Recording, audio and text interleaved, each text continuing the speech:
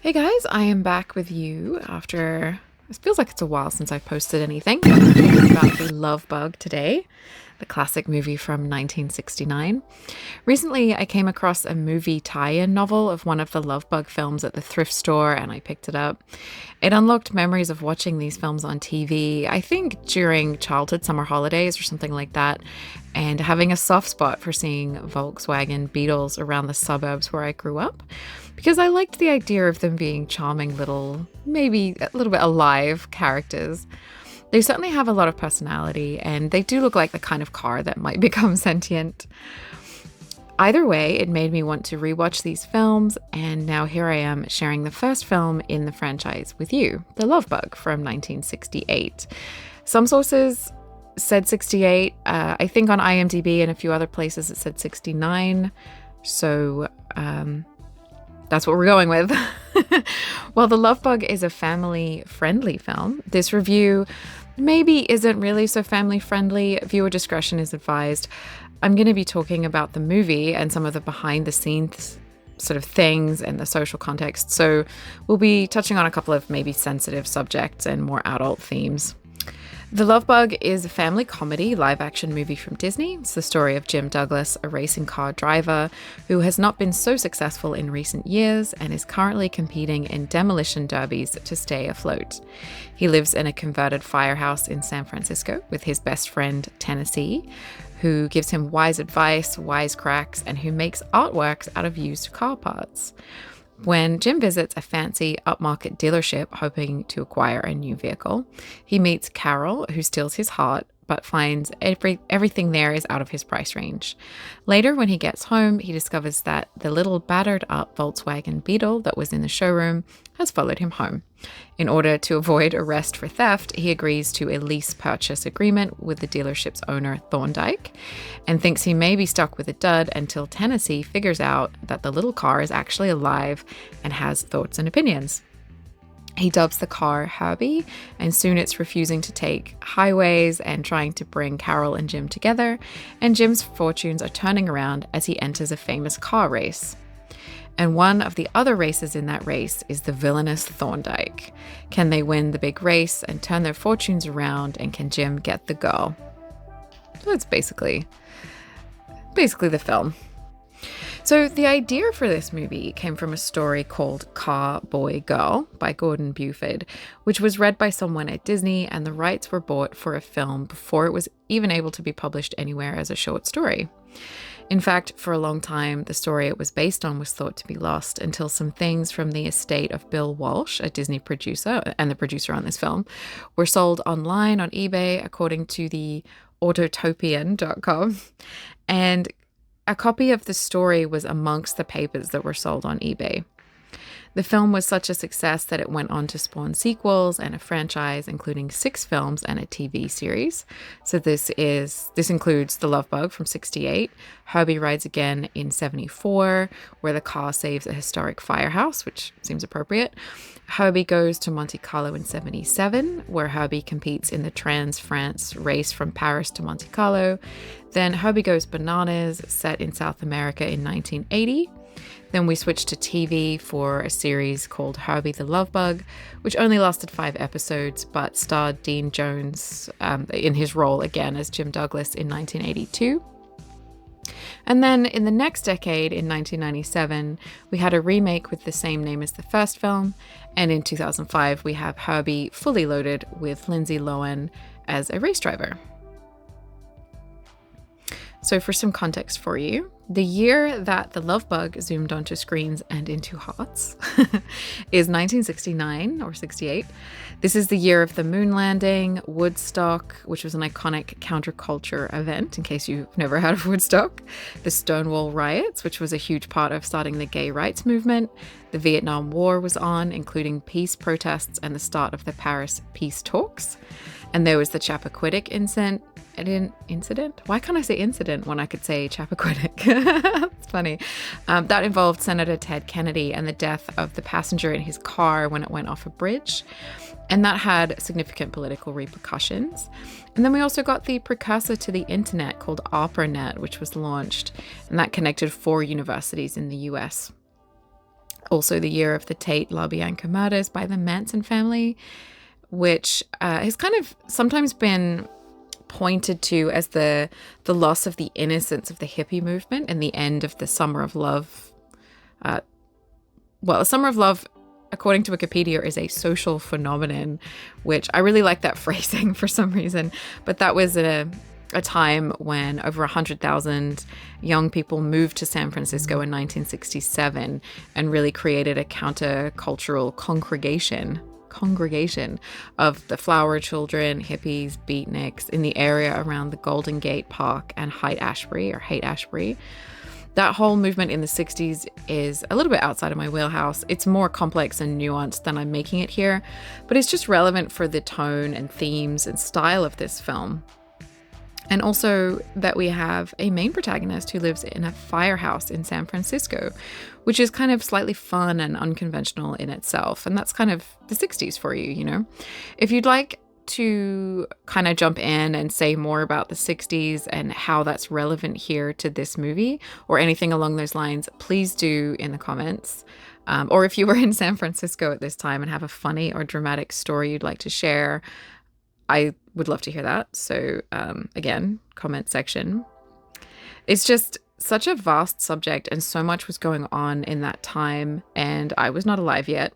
So you guys may know more about that social context than me, obviously, but just to kind of give you that little bit of background that this film contains much of the sort of innocence and the underdog story, the whimsical style that typifies the 60s era or reflects that a little bit. The car is also referred to as a love bug in the title, and some posters have a flower image that's very, very 60s, and that kind of ties into that, you know, flower power, make love not war kind of imagery and you know, that kind of wording and that kind of thing. So the Love Bug came out at a great time for Disney. In the 60s, Disney's animation output was still larger than its live action production, but the animated films were not doing as well as they had been in previous decades. So there was an idea or strategy to try out some live action films to appeal to audiences in new ways and to appeal to new audiences. Films like The Parent Trap in 1961, Mary Poppins in 64, which contains some animated sequences, and then The Absent-Minded Professor and its sequel, also in the early 60s. Notably, during the 60s nostalgia of the 1990s, Parent Trap, Flubber, which is an Absent-Minded Professor remake, and Love Bug, all remakes of films from this era. Either way, these live-action films had significant commercial success, and with the huge success of The Love Bug as well, we saw a larger pivot into Disney creating more live-action in the 1970s. Films like Escape to Witch Mountain, Freaky Friday, more Herbie movies. This meant that Disney had a more diverse form of output and could appeal to a wider audience, but they kept it in a family-friendly territory with a light-hearted, whimsical comedic touch in general. But because of this increased focus on live action movies, that ushered in what some people refer to as the 70s as the dark age of Disney animation, because there were less animated films from the studio at that time, and those that were released were less successful and are less well remembered.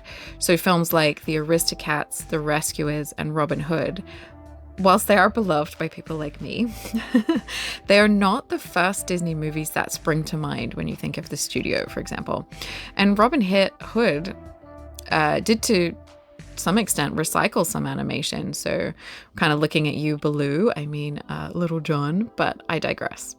You can't blame Herbie for ushering in the animation dark age alone, but he was a big part of the reason for that swing. Anyway, no one but the hardest hearts could stay mad at a little Volkswagen Beetle for too long.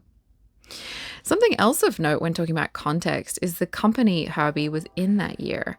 Some of the most popular films of 1969 were Butch Cassidy and the Sundance Kid with Paul Newman and Robert Redford, one of the highest grossing movies of the year, and it's gone on to become a cultural icon. We also have True Grit, for which John Wayne won his only Oscar, The Wild Bunch, which pushed the boat out for more violent fare on the screen, and then Midnight Cowboy, the first and only X-rated film to win the Best Picture Oscar, and Easy Rider, directed by and starring Dennis Hopper, a symbol of 60s counterculture. So these films were largely a part of a new movement in Hollywood and a wave of new styles of film directing, a movement away from the studio system and its style and look. But they also show a preoccupation with a kind of rugged masculinity and the American landscape, the idealized Wild West or tropes of Western cowboy movies, and even a focus on darker, more raw type themes. America as being not the land of milk and honey, a rejection of convention, paranoia, and exploration of moral complexities. We have rebels and rogues, but not as much of the whimsy or the family friendly in those movies. So perhaps then The Love Bug shows an alternative to these films, a more palatable, playful, innocent side of this time, a more hopeful aspect where an underdog can make it and friendship and romance can blossom. This is also the year that Hello, Dolly with Barbra Streisand came out, and that was also a huge, huge hit. Hello, Dolly and The Love Bug are quite different films from each other, but they both have a more vibrant color palette than the other films I mentioned, more humor and fun, less focus on masculinity, and more on things like joy, community, humor, romance, and I think style a little bit. They're a bit sort of, well, we'll get into style later in this, but the poster for Hello, Dolly is pure 1960s color, and it has that slightly psychedelic style to it, which is very emblematic of the era. And I don't know, I kind of really like that art style, actually. These two films are more of an escape and entertainment, and definitely aimed at a different audience, obviously, but they make an interesting contrast to the other films' more introspective and darker themes. Anyway, to move on, this film stars a few interesting actors. So Dean Jones is Jim Douglas, the struggling race car driver who discovers Herbie's unique abilities. He was best known for his role in a few Disney films, including That Darn Cat and The $1 Million Duck, for which he earned a Golden Globe nomination. And he was in the Herbie movies, obviously, which are perhaps his most well-known roles. He was born in the 1930s in Alabama. He started out in radio before landing a role on Broadway in 1960 in a play called There Was a Little Girl, which he starred alongside Jane Fonda. Later, one of his television roles caught the eye of Disney, who cast him in films throughout the 60s and 70s. By Disney, I mean more the studio than Walt himself, because Walt Disney actually died around this time. So he wasn't casting anybody in the 70s. But yeah, this actor later starred in various roles outside Disney as well, of course, including Beethoven in 92 and Clear and Present Danger in 94. In the 70s, he actually became a born-again Christian and often took on religious-themed roles at this time. And he wrote a book about his spiritual journey. So he actually suffered from Parkinson's disease and passed away in 2015 at the age of 84. But as a little aside, technically, Dean Jones plays two characters in this film. See if you can spot him if you decide to watch this film, dressed as a hippie delivering the line, "We're all prisoners, chickie baby, we all locked in." The hippies in this movie are kind of amusing. I like Jim Douglas. I think he has a really likable face and demeanor, but in this movie, he's kind of the straight man to the entire cast. And it just makes him my least favorite character here. His character arc involves him not accepting that Herbie is alive, and he kind of acts like a jerk to Carol and to Herbie for a large part of the sort of center of the film. And I mean, it makes sense for the time period and for him being the main character and needing to have some kind of a character arc. Like, it works, it's fine. But just on the level of who my eye is drawn to and whose performances I enjoy the most, he's probably like my least favorite in that sense. So Michelle Lee played Carol Bennett, Jim's love interest and a mechanic. Born in 1942 in Los Angeles, she started out on Broadway as well and played Rosemary Pilkington in How to Succeed in Business Without Really Trying in 1962, and she reprised that role in 1967 for the film adaptation. After starring in The Love Bug, she's most famous for her role on the popular soap opera Knots Landing from 1979 to 1993, playing Karen Fairgate Mackenzie. Not only did she star in the show, but she also directed some episodes, and she also set a record for the most consecutive appearances by a leading actress in a dramatic series, appearing in all 344 episodes and earning several Soap Opera Digest awards and an Emmy nomination. She later had roles in The Comic in 1969 with Dick Van Dyke and Along Came Polly in 2004 with Ben Stiller. She was nominated for 2 Tony Awards for her performances in Seesaw in 1974 and The Tale of the Allergist's Wife in 2001. And in 1996, she also produced, directed, and starred in the TV movie Coloring Me Perfect. So the woman is a powerhouse. I think she's really cool. Michelle Lee is so cute in this film. She never wears the same outfit twice, and she has a range of bright turtlenecks and these cute kicky skirt suits with the mini length hems. Her character is not afraid to stand up for herself. She's open to Herbie being alive, but also has a sensible amount of skepticism. And she has these amazing false lashes and eyeliner to die for. Her makeup is very 60s in this movie. I think for this movie, she just hits the right notes of being comedic or being able to make fun of herself a little bit, but also being a well-rounded female character with her own interests and talents in this movie. She really knows her cause. She's able to be assertive at times, kind at other times. I liked her a lot more than Jim, but I guess she maybe doesn't really have as much of a character arc, but my eye was always drawn to her when she was on screen. So David Tomlinson, who you may know from Bedknobs and Broomsticks or Mary Poppins, plays the antagonist Peter Thorndyke, a snooty car dealer. Tomlinson was an English actor, well known in theatre and film, and born in Oxfordshire in 1917.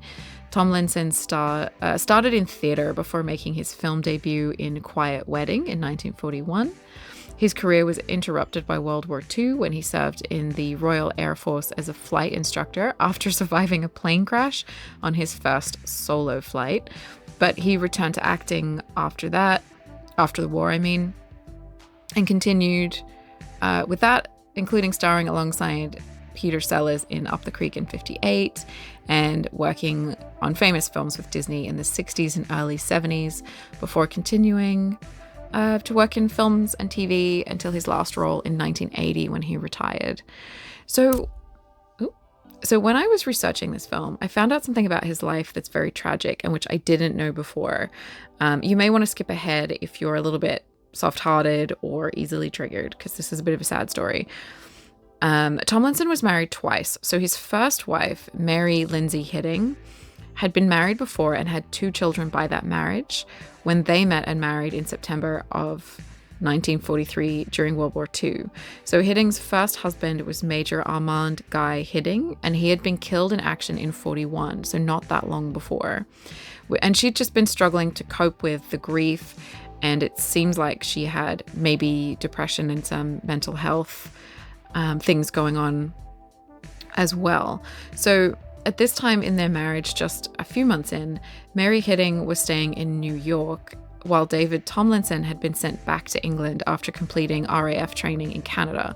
So she was waiting to be able to join him, but it being wartime, there was a lot of challenges and restrictions to travel, obviously, and for her to travel back to England sort of was looking a bit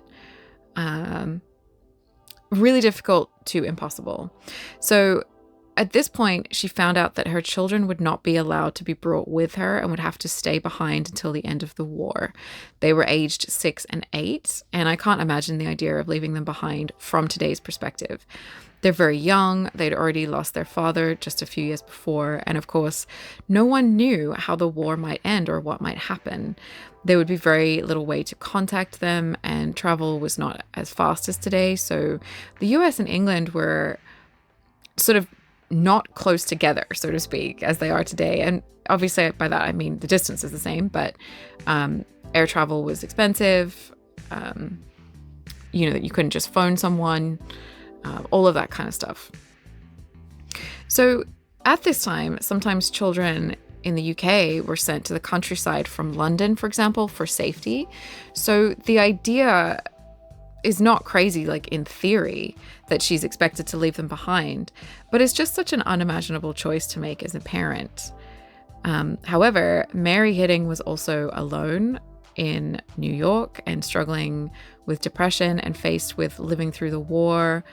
And there was also a great deal of misunderstanding at the time about mental health, very different to how we understand it today and what the treatments and options and things like that were. So tragically, she decided to end her life and those of her 2 children by jumping out of a window with them from the 15th story, the 15th floor window. So it's really, really sad. And the incident was widely reported at the time.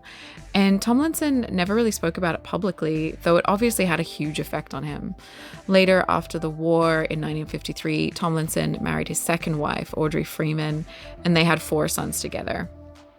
So, I don't know, I really respect him for carrying on with life and his career and things. It's just sort of unimaginable what that must have been like for everyone involved.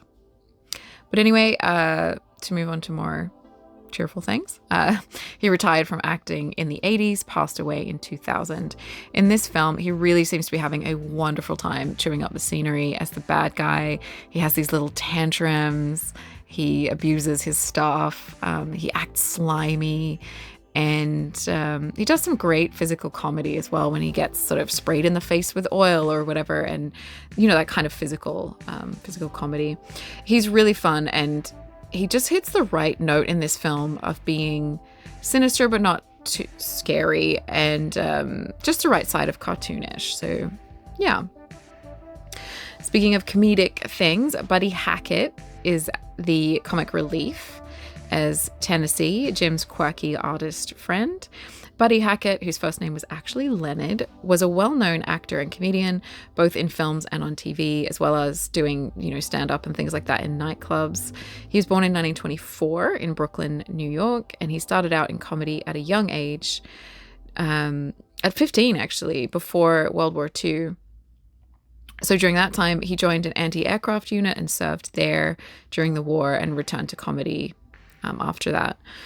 Buddy Hackett had a really diverse career, from Broadway in plays like Lunatics and Lovers in 1954 to being a frequent guest on The Tonight Show and What's My Line, Hollywood Squares, and then big movies like It's a Mad, Mad, Mad, Mad World in 1963. He played Benji Benjamin. He was also in The Music Man in 1962, which is a movie I only just watched recently. He was one of the biggest headliners in Vegas, and later was on a TV series called Action in 1999, which was a dark comedy about Hollywood. Perhaps most importantly to me or my generation, he was the voice of Scuttle in The Little Mermaid in 1989 and also its sequel. He was married to Sherry Cohen from 1955 until his death. They had 3 children, and he died in 2003. So with his New York accent and his often risque sense of humor, his career lasted 5 decades. In this film, his character is a really nice mix of down-to-earth, comedic best friend, and also this sort of 1960s artist type. Because of his physicality, accent, and his comic expressions, he sort of feels like some guy you know from down the street. He can be a little childlike in this movie, which is great because I feel like that's quite appealing to that sort of family audience. But on the flip side, his thick New York accent, and he wears these pendants and these black turtlenecks in some scenes. And he talks about his artistic nature taking over, or his time in an ashram and with monks in Tibet, singular. So it's referencing that 60s beatnik sort of interest in spirituality and personal enlightenment and things, but it's kind of keeping it guy next door as well. It's kind of good casting, honestly. The costuming really helps with this. Sometimes he's just in like gray sweats and jeans, workwear or like that kind of thing. So he's not always in that turtleneck ensemble. He's so much fun in this movie. It comes across as a little bit innocent, as I mentioned, which is funny when you know his comedy is not child-friendly outside of this movie. And his use of sort of physical comedy is quite good in this too. Acting drunk in one scene or soldering Herbie back together while the car is in motion. I think he's used really well here. He's also the moral center of the film, understanding Herbie's sort of inner life and self and having sort of respect for that. And also seeing and elucidating the inner life and problems of what Jim is going through. He kind of understands Jim in a way that maybe Jim can't always articulate to the audience. So yeah, he's a really great character in this. This movie was directed by Robert Stevenson. He was a guy who studied at Cambridge.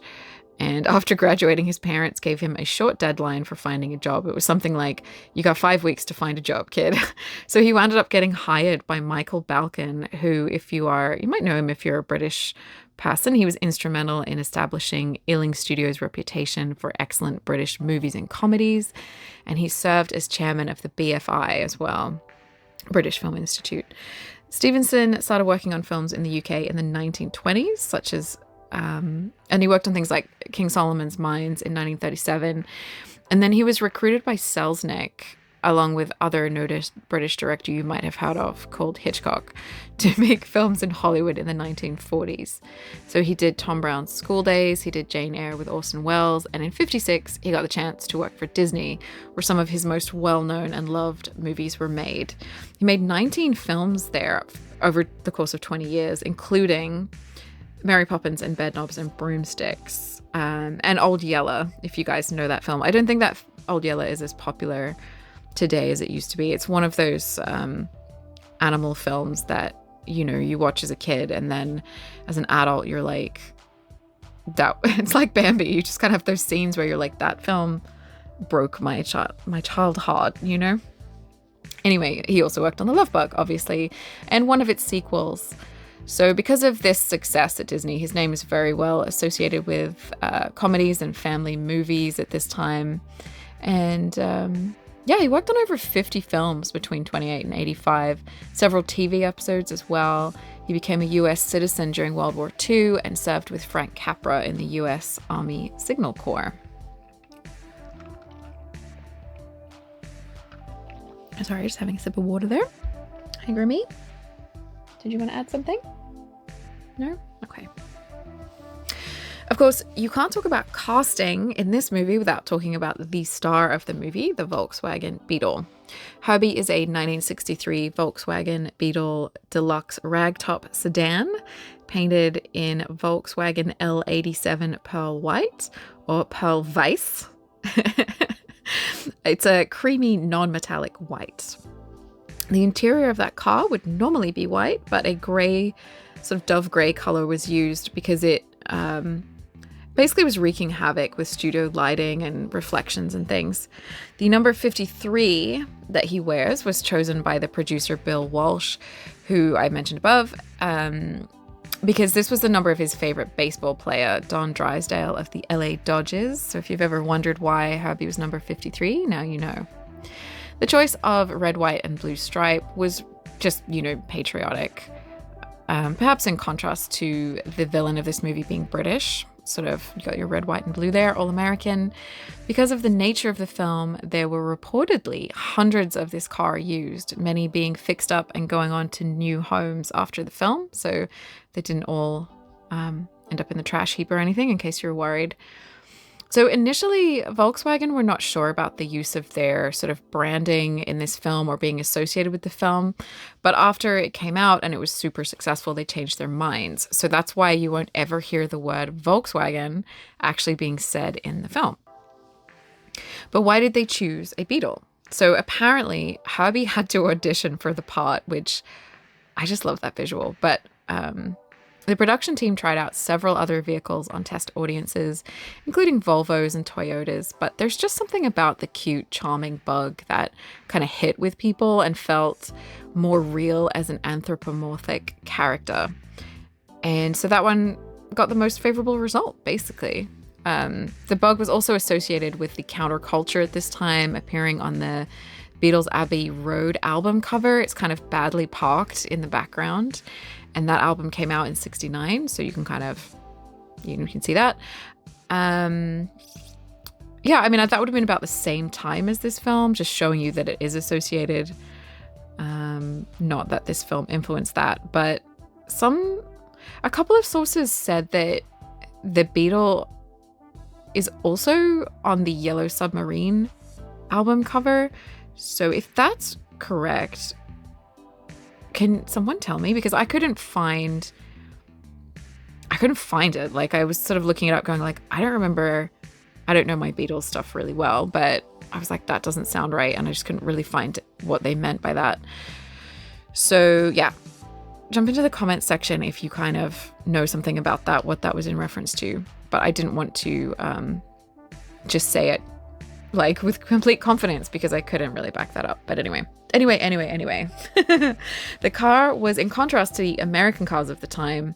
So it's got that rounded, friendly, cute, not so commercial, not status seeking. It's not a large or imposing car. It's very cute.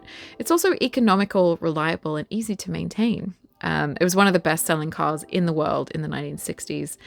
So yeah, it was kind of quirky and fun in contrast to other cars on the market. I mean, it's an iconic car. When pitted in this film against other cars on the racetrack that are more sort of sleek and aerodynamic looking, it really sells the image of the underdog character very well. But this cute and almost cuddly car has an interesting history that's not always so friendly and non-threatening. So the word Volkswagen translates to people's car or folks' car. And the original intention behind the brand was to make an affordable car for the average person, like a car for the masses. And this concept was initiated by none other than Adolf Hitler, who commissioned Ferdinand Porsche to design a car in the 1930s that could transport a family of 5 at reasonable speed. This was part of his vision for Germany's economic and technological future. So I guess that is what it is. The original prototype was known as the KDF wagon for Kraft Durch Freude. I don't know if I'm pronouncing that right. Sorry if I'm not, but that translates to Strength Through Joy, which was a political program aimed to provide leisure for the working class. And it just sounds super sinister because it's trying too hard to sound cheerful, if you know what I mean. What we now recognize as the Beetle car was officially known as the Volkswagen Type 1. Beetle is a much cuter name. It does look like a little lady beetle, doesn't it?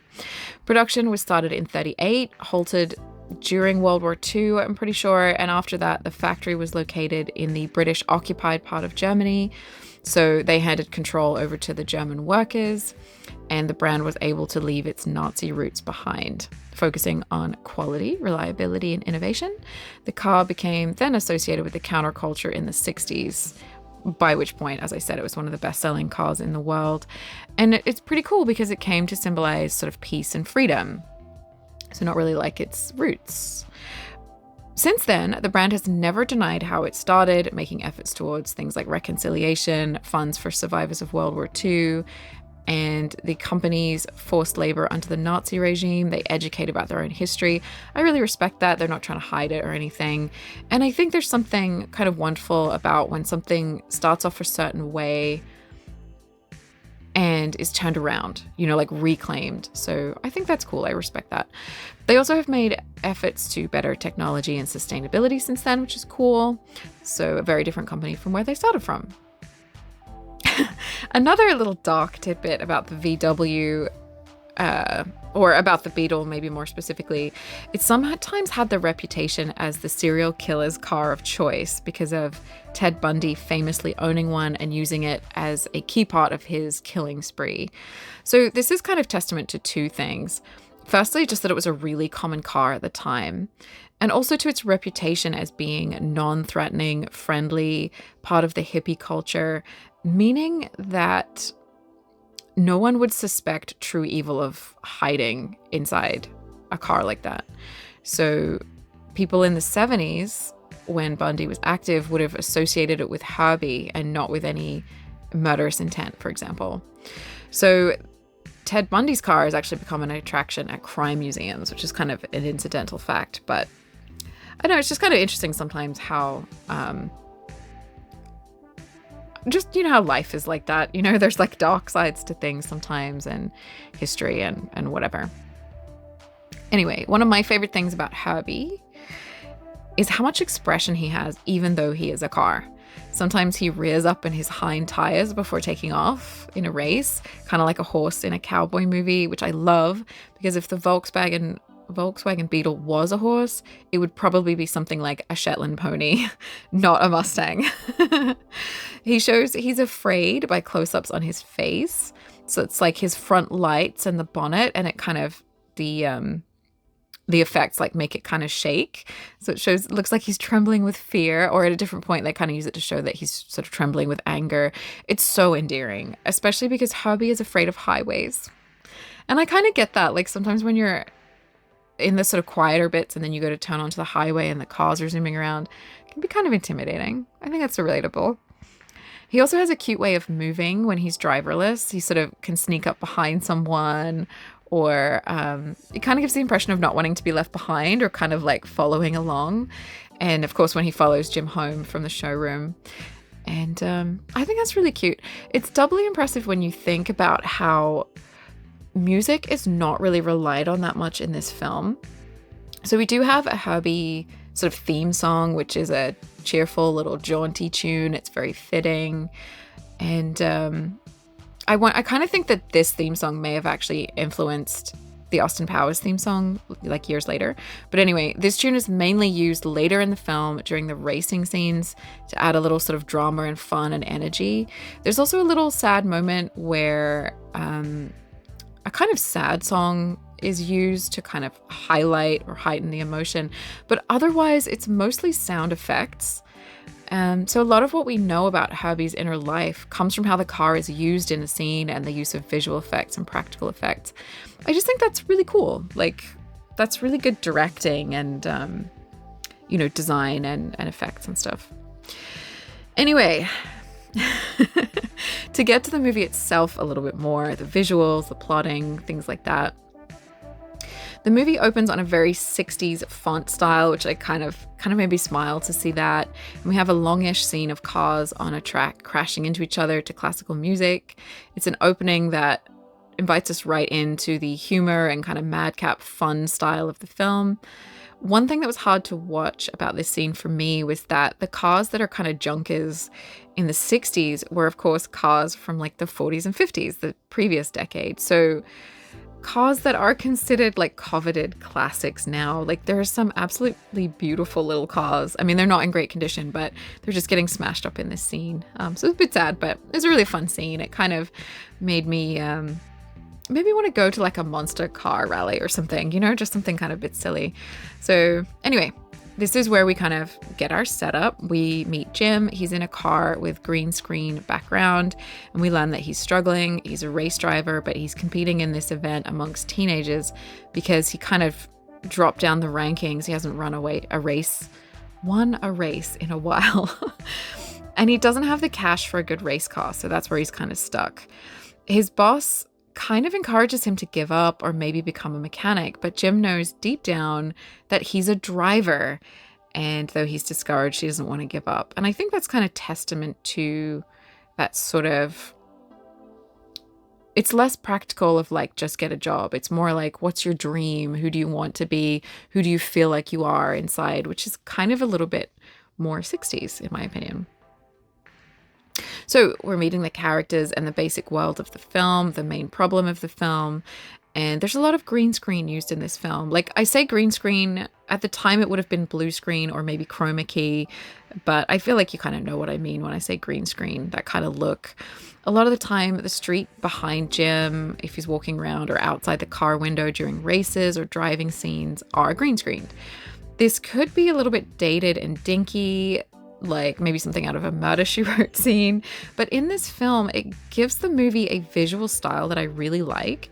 We have some painted, sort of painted style sets that cut to being studio sets, if that makes sense. So we've got like these painted background kind of sets, and then when it cuts in, we'll have like a studio set. And these are very cozy and comfortable. And the sets especially have this soft look to the painting style of these backgrounds.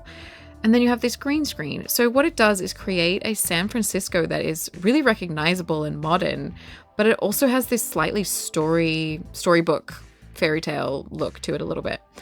Because it's sort of dinky, much like the Beetle car itself, it helps create a fictional world that we can buy into.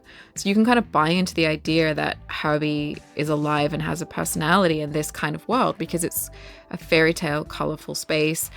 It's quite charming. So even though it should look dated, it just kind of feels quaint and of its time in like a nice way. This is especially true of the outside of the disused fire station where our main characters live. It's the cutest. I love this idea of this artist and a race car driver being best friends and living in this kind of gorgeous, very cute fire station. I think this idea or this concept is meant to reflect the sort of kooky, unusual lifestyle choices of the 60s and of San Francisco, as well as probably appealing to kids who might love the idea of going down the sort of fireman's pole from their bedroom straight into the kitchen. So it's very much not a suburban house, that's for sure. And also as a location, it's quite smart because it means that Herbie can be driven right into the house, adding to this sense of his humanness, because that, ground floor area is, of course, where the original garage of the firehouse is. So and then from there you kind of have the kitchen at the back of that, so Herbie's like basically hanging out in the kitchen with them at some points in this movie, and I just think that's really fun. I like that idea. So from here the plot moves forward. Our next scene is Jim walking down the street. He passes a car showroom. He's dressed in brown corduroy with a burnt orange turtleneck, which is so on trend for men's fashion at the time. And it's reminiscent of a peanut butter sandwich, if you ask me. We're introduced to Carol in 60s era style by her hanging a sign in the window that's so big that like only her legs are showing. And it says, "May we direct your attention to these." It's kind of a cute sight gag, the era of the mini skirt and her being the love interest and that kind of thing. And it also shows the sort of gender politics of the time. But while this is the first time we meet Carol, and this could kind of reduce her to just being set dressing, she is more than just the love interest in this film. Even in this meet cute moment, we see that she has great physical comedy skills and her warmth and smarts and personality come across. She's a salesperson at the showroom, but she really knows cars. She's a mechanic. She's funny and assertive. She's honest. She never wears the same outfit twice, which I really respect that. And she knows all about racing. She knows who Jim is once she realizes, recognizes him from his name. So she's very cool. When Jim goes inside, he sees fancy race cars that he would love to drive, and he's approached by Thorndike. Thorndike is very polite and helpful to him right up until he realizes that Jim has no money and is therefore beneath him. So in one swoop, just in a really simple exchange, we really see Thorndike's character from the kind of smarmy, obsequious to the kind of status-oriented, shallow sort of person. So we also meet Herbie, who has snuck into the showroom. He's been returned by a client for sort of vague reasons, and Jim is kind towards Herbie, which Carol notices. So that's she gets to know him a little bit there, see who he is and what he's like. And on the flip side, Thorndike is scornful and even kind of kicks Herbie. So now we have our setup, we have all the players, and when Jim takes the streetcar home, which is very San Francisco, I think it's called the streetcar. I probably should have checked that actually, but I'm sure you'll know what I mean when I say that. So we kind of see our little Beetle friend, who has not yet been named at this point in the movie, but it's Herbie, and he's following Jim home like a stray dog. It's adorable.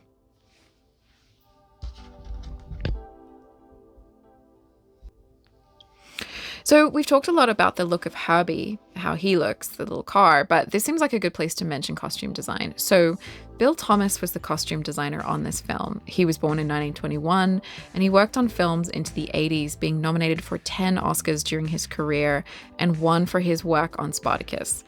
There's not a lot of information about his life, just sort of on the surface digging that I did, but he worked on some great films like Bedknobs and Broomsticks, Logan's Run. It's a mad, mad, mad, mad world. I always feel like whenever I say that title, I have to count how many times you say mad because I don't want to get it wrong. He also worked on Touch of Evil and so many other films, actually.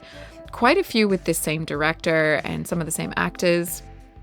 but also the horse in the grey flannel suit, which just kind of tickles me because I like the imagery of him in my mind fitting horse actors for suits, like with his little tape measure out. I don't know. I really like his work in this film. It looks like he worked with this same director a few times, as I mentioned. Carol never wears the same outfit twice because she's cool and she's so stylish. So there's quite a lot of things he's done in this film. A lot of professional looking skirt suits for her with these bright turtlenecks underneath and the popular mini length for the skirts. She really looks like a career girl who's both feminine and professional and sort of crisp looking, but the choices also show her bright personality. She's not afraid to pop the bonnet of a car and get grease on her hands no matter what she's wearing. And there's also subtle cues in her fashion choices. So when she's meant to go on a date with Thorndyke, she's wearing rhinestones and whites, which is kind of an innocent, fresh look. But they sort of get interrupted as they're about to leave, and she has to take Herbie and Jim out for a test drive. So her outfit actually matches Herbie's colors and contrasts with Thorndyke, subtly kind of giving you the idea of maybe where she belongs a bit more. This test drive situation then turns into a date when Herbie takes control and won't let her out of the car, taking them off to a drive-in burger joint and later to a lover's lane. There's a lot to unpack there, with Herbie basically kidnapping her, and there's a point where she's calling for help and everyone's just ignoring her. Jim makes fun of her in this situation, and also the fact that she's meant to be on a date with her boss is a bit strange, but I feel like you kind of get the idea there. It's played for laughs, and because Carol has some agency here, she's more angry than frightened. It's not as creepy as it could be, but it's definitely representative of the time. But that's a kind of a digression. Jim tends to wear more earthy tones, browns and corduroys, very everyman 1960s fashion. He's like a little bit stylish, but not too stylish, if that makes sense. It's not like his preoccupation with being stylish. His driving overalls are white with a blue helmet to match Herbie, but there's something about the helmet shape and the look of his sort of suit thing that made me think of like space suits from the time a little bit. So he's kind of a modern man. So by contrast to that, Thorndyke has an interesting costume design. He wears suits with a carnation, which feels much more representative of a stuffier, earlier time, basically an earlier era, or even representative of like the establishment.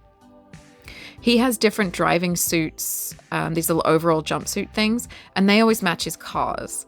And I like this because it's kind of foppish. It shows he's a little bit preoccupied with his looks, but it also hints that Thorndyke doesn't have much of a personality. He's sort of borrowing his look and his personality from the status objects around him.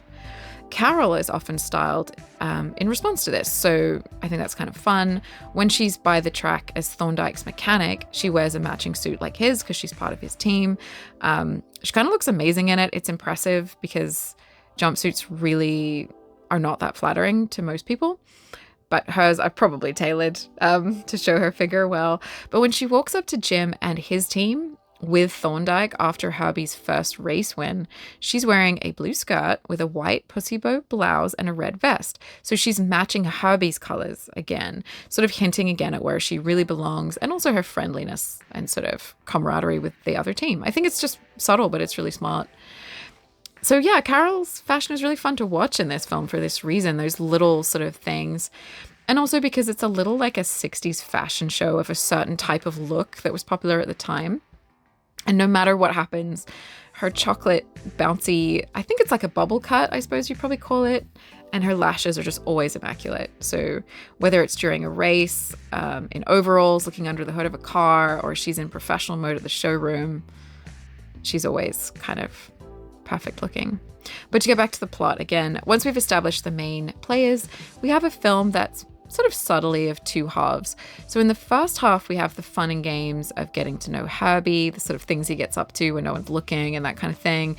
Jim taking him to races, Jim getting back in the game, Tennessee bonding with the car, and Thorndyke getting increasingly annoyed at losing to a car and a driver who he sees is beneath him. So we've got lots of funny little scenarios and stuff like that. And then in the second half, sort of loosely speaking, second half, we have things getting more, maybe not serious, but a little bit more intense.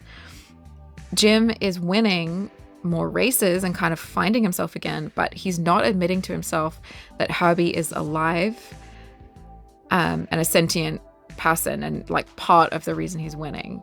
And then there's the second half is also the big long race, which has a slightly different style actually. The comedy there is a little bit more slapstick and cartoonish kind of humor. It reminded me of Wacky Races, if you remember that cartoon, sort of a little bit like that. Also in the front half of the film, it's all on the way up, but in the second half, Thorndike talks about plans to literally rip Herbie apart. So there's a bit more darkness in the second half. Jim understandably doesn't believe that Herbie is alive for a large part of the film. That's kind of his part of his journey, is him having to accept that the car is sentient. So the explanation for this about Herbie is kind of nice. We don't really get 100% for sure thing. It's just the theory that Tennessee puts forward that since people, or probably men especially, I think he says, expend more love and energy on their cause than on their family, like wives and children, that machines might get the idea that they're more important and come to life. And that's it. That's the whole thing. I think since we do sometimes talk to the machines in our lives and some of us name them, I certainly do. It's a good enough explanation. Like, why not? Who cares? It's not like it really matters to the film making sense and working. But for some reason, Jim is really refusing to accept that Herbie is alive. And that's probably because it means that he's not winning the races alone. When you think about it, it does kind of mean that he might never have actually been the driver that he thought he was, since he really only wins races in Herbie. But I think it's meant to be more about him admitting that he needs a team and needs other people. A man is not an island. This leads to a scene where things get dark. We get a misty night in our storybook San Francisco that's very moody, and honestly, it's a little bit spooky. Jim comes home with a new car and he decides to sell Herbie to Thorndike. So in this scene, Herbie smashes up the new car out of jealousy, and Jim ends up admitting, in spite of himself, that the car is obviously alive. So yay, he's grown. But what follows is Herbie just driving off, and Jim has to go look for him and sort of make things up with him. But our lovable Beetle tries to kill himself by jumping off the Golden Gate Bridge. And there's also a scene where he's almost murdered by Thorndike. So it's all very atmospheric, but it's quite a tonal shift. Like, it's very dark. Luckily, he and Jim work out their differences, or like maybe more accurately, Jim just starts to be less of a jerk. And from there, they enter the big race. Do they win?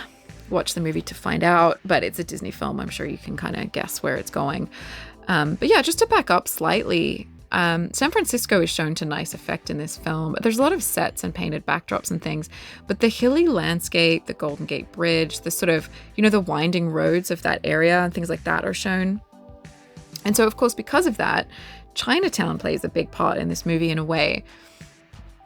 So Chinatown in San Francisco is the oldest one in North America, which is pretty cool.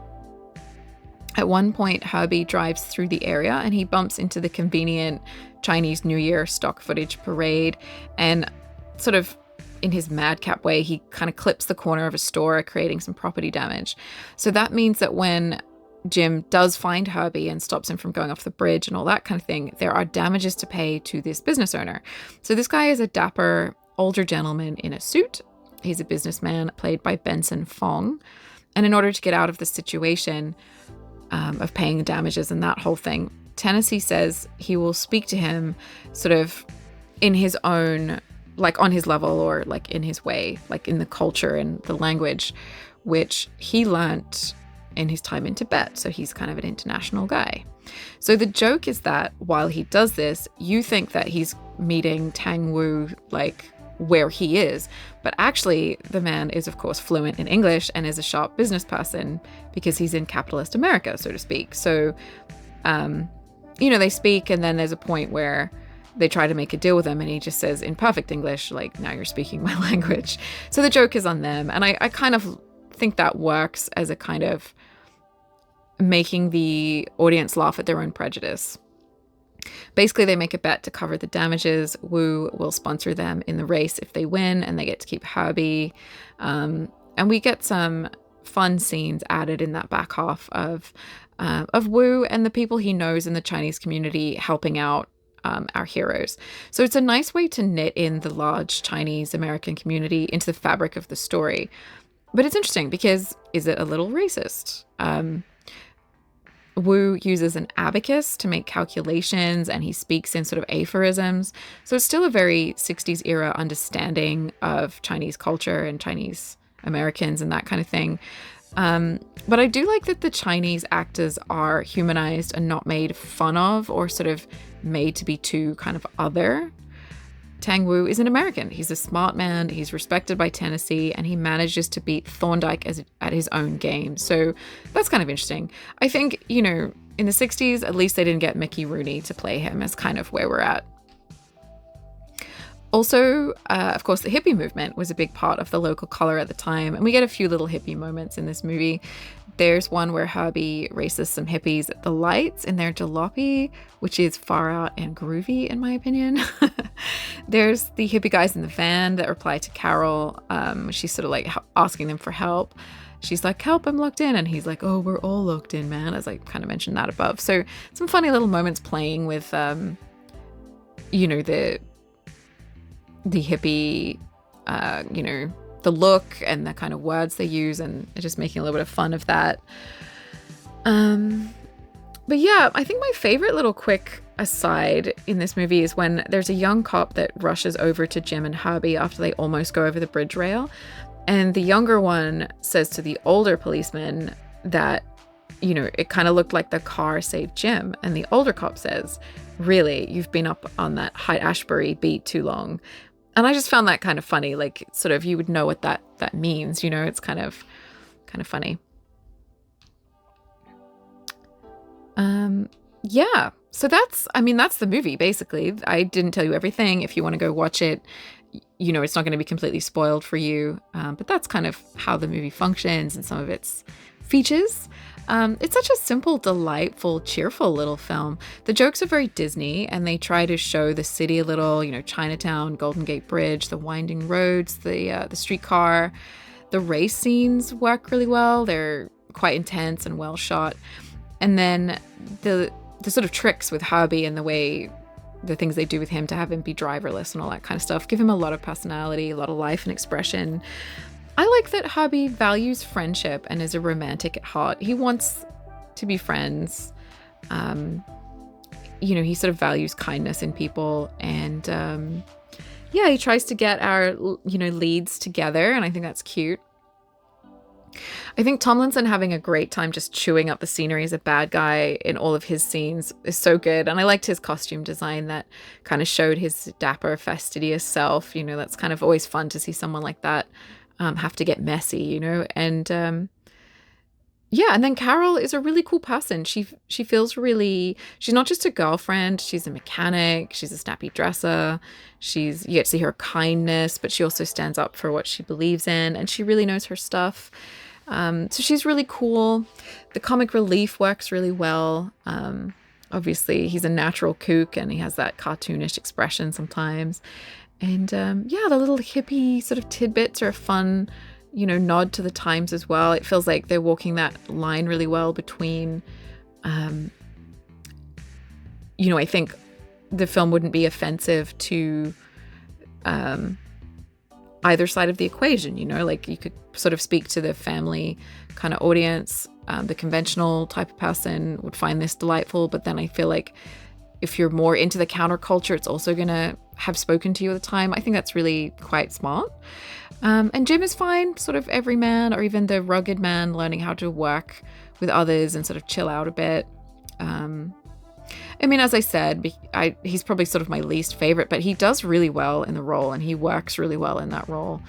I really, really was struck by those painted backdrop, the scenes with those painted backdrops and that kind of thing. And there's little bits where, the film is sped up and the green screen, it sort of has this kind of look and a style to the way this film is shot, which is really cool.